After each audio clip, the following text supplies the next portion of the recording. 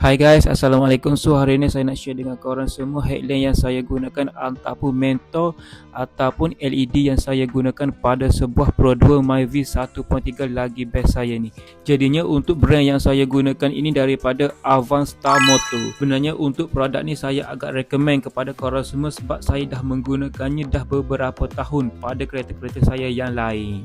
Dan satu lagi untuk Pro 2 Myvi saya ni, kebanyakan mentor yang ada pada Pro 2 Myvi saya ni menggunakan brand daripada Avanza Moto ini. Bermula daripada signal, lampu kecil sehinggakan lampu brake pun saya menggunakan brand daripada Avanza ini. Dan satu lagi kenapa saya galakkan korang beli brand ini adalah harganya tak sampai RM50 berbanding yang lain. Jika korang nak tengok result lebih pada lampu ini, korang boleh tengok pada akhir video ini. Saya percaya tidak akan mengecewakan korang.